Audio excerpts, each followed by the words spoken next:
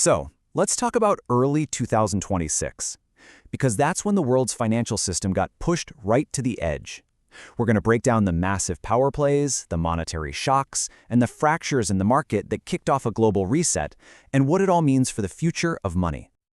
It all kicked off with a single number, 27 minutes. That's all the time it took for the global order to get a very, very loud wake-up call. But 27 minutes for what exactly? You heard that right. In a military operation that was over in less than half an hour, U.S. forces captured the president of Venezuela. And almost instantly, the U.S. Treasury swooped in and took control of the country's oil money. This wasn't just some diplomatic move. This was asset management by force. And look, this incredibly aggressive move in Venezuela, it wasn't some isolated incident. Nope, it was part of a much bigger and frankly, much more unstable picture that was unfolding across the globe in early 2026. Because at the very same time this was all going down, the Trump administration was ramping up the pressure on Denmark to sell Greenland, even threatening massive tariffs on the entire EU if they didn't hand it over. I mean, just two unbelievably bold moves, shaking the very foundations of how countries are supposed to interact. And this quote, this tells you everything.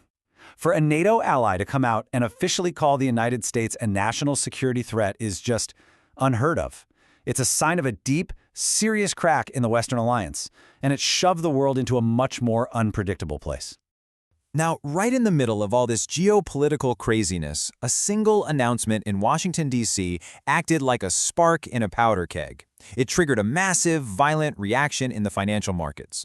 And that trigger was the nomination of Kevin Warsh to become the new head of the Federal Reserve. Wall Street viewed him as a serious hawk on inflation, and that news just sent a lightning bolt of fear through the system, causing what some analysts called a technical reset. The market's reaction was just brutal. Gold, which had been in an absolute tear, fell off a cliff. It plunged from a record $5,600 an ounce down to $4,400 in a single day. This was a violent deleveraging event, which is just a fancy way of saying investors were being forced to sell anything and everything just to cover their debts. And it wasn't just gold. Silver had its worst day ever. I mean, in recorded history, losing more than a quarter of its value. This wasn't some minor pullback. This was a historic washout, all driven by the fear of what this one guy's policy might be. So what was everyone so scared of? Well, it's this thing called the Warsh paradox. His plan was to do two things at once that sound like they completely cancel each other out. On one hand, he wanted to cut interest rates to help out regular people and small businesses, but on the other hand, he wanted to aggressively shrink the Fed's gigantic balance sheet. So here's the simple way to think about it. It was a two-pronged attack. Some relief for Main Street, but a massive liquidity drain for Wall Street. And you gotta remember, liquidity is like the easy money that keeps the financial system humming. Warsh basically planned to turn off that spigot, and that absolutely terrified the markets, which had become totally addicted to it. Now, all this instability in the Western financial world didn't happen in a vacuum. It was like pouring gasoline on a fire that was already burning. The creation of a parallel financial system, one designed from the ground up to be independent of the US dollar.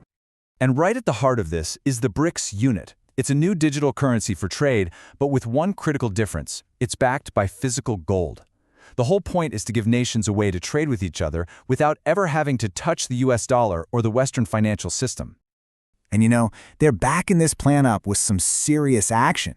This number, that is the absolutely massive amount of physical gold that the world's central banks bought in 2025 alone. They're not just talking about a new system. They are buying the assets to build it. This chart really puts it all into perspective.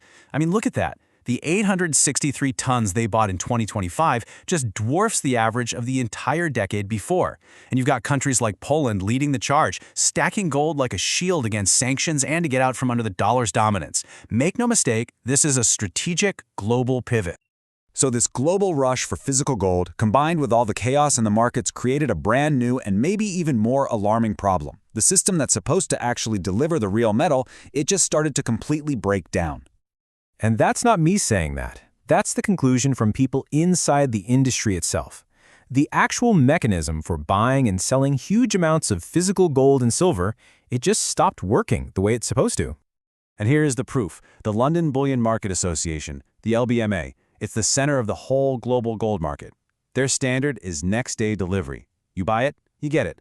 But in early 2026, those delivery times blew out to 8 weeks. That is an unprecedented delay, and it screams that there's a severe physical shortage. At the exact same time, the inventories at the COMEX, which is the main futures exchange here in the US, were just being drained. In only 8 trading days, the amount of registered gold that was actually available for delivery dropped by 1.5 million ounces. The vaults were literally emptying out. And this really gets to the heart of the issue. From the biggest central banks down to individual investors, everybody was screaming the same thing. I don't want a paper contract. I don't want an ETF. I don't want a promise. I want the physical metal in my hands right now. This extreme demand for the physical stuff created a really rare market condition called backwardation. And in simple terms, all it means is that the price for gold today is higher than the price for gold to be delivered in the future. This almost never happens, and when it does, it's a massive red flag. Here's the absolute best way to think about it. If you're in a crisis, the promise of 2 loaves of bread next week is worthless if you're starving today. You'll pay anything you have for the 1 loaf of bread you can hold in your hand right now. That's exactly what happened in the gold market. The physical thing became the only thing that mattered. So when you put all of this together, the geopolitical world fracturing, the shock to the monetary system, and the physical market itself breaking, it all leads to one final incredibly important question about the future of the entire global financial system. And this is the ultimate unknown. If we really do move from one single integrated system to 2 competing ones, one based on the dollar, one based on gold, what on earth happens in the next crisis?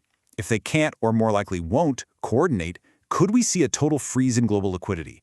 A crisis so deep that no single central bank has the power to stop it? That is the terrifying question that 2026 has forced us all to ask.